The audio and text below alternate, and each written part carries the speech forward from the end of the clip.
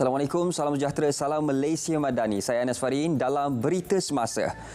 Dua PPS di Betong, Sarawak yang menempatkan 404 penduduk terjejas banjir daripada 120 keluarga telah ditutup tengah hari tadi.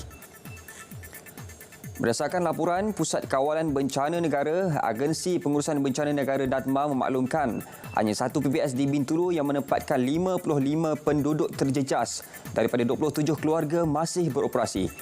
Di Johor pula, penduduk terjejas banjir kekal 65 orang daripada 19 keluarga yang berlindung di dua PPS di Segamat. Sementara itu, tinjauan situasi di stesen telemetri Jabatan Pengairan dan Saliran mendapati beberapa sungai berada pada paras bahaya, iaitu Sungai Johor di Kota Tinggi Johor, Sungai Kedah, Kota Star Kedah, Sungai Arau di Arau Perlis dan Sungai Terengganu di Hulu Terengganu, Terengganu. DADMA turut memaklumkan sebanyak 18 jalan ditutup akibat banjir, jabatan rosak dan cerun runtuh.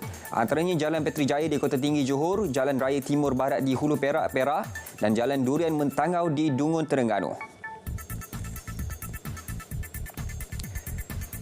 250 hingga 300 bayi dilahirkan setiap tahun di Kelantan menghidapi penyakit jantung kongenital.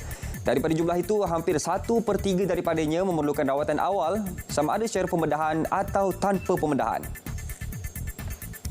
Naib Chancellor USM, Profesor Dato' Insinyur Dr. Abdul Rahman Muhammad berkata, Hospital USM merupakan satu-satunya hospital di Pantai Timur yang menawarkan rawatan pembedahan bagi pesakit jantung kanak-kanak. Anggaran kos pembedahan RM1,200. HUSM melaksanakan sehingga 60 pembedahan setiap tahun. Selain rawatan jantung secara transkaita dan merawat pelbagai jenis penyakit jantung kongenital hingga 120 pesakit dalam tempoh sama. Sementara itu, menerusi pemeteraian perjanjian terbaru dengan HUSM, Yayasan Jantung Kongenital Malaysia akan tampung caj rawatan hospital sehingga RM3,000 bagi setiap pesakit memerlukan.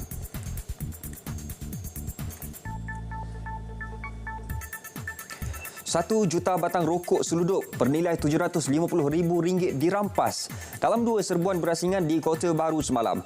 Turut ditahan 5 individu di Kampung Pauh Panji dan Kampung Padang Mokan. Ketua Polis Negeri Datuk Muhammad Zaki Harun berkata, serbuan pertama menemukan 300,000 batang rokok putih. Serbuan kedua pula menemukan 700,000 batang rokok putih di dalam sebuah lori. Semua rokok putih itu dipercayai diseluduk masuk secara haram dari negara jiran. Kesemua mereka yang ditahan berusia 20-an hingga 59 tahun. Kelima-lima suspek dibawa ke Mahkamah Kota Baru hari ini untuk direman. Kes disiasat di bawah Seksyen 135-1-I Akta Kastam 1967.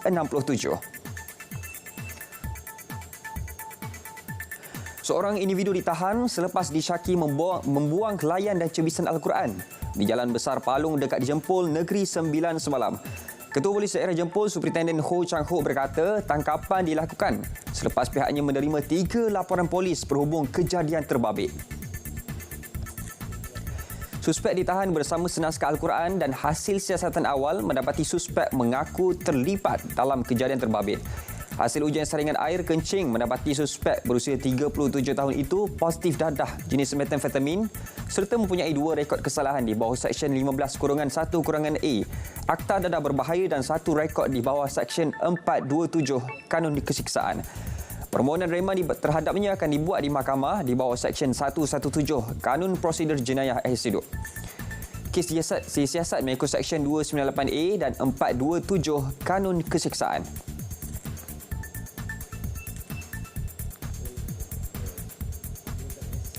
Langkah memperluas penerima bantuan subsidi bersasar menerusi sumbangan asas ramah SARA disambut baik.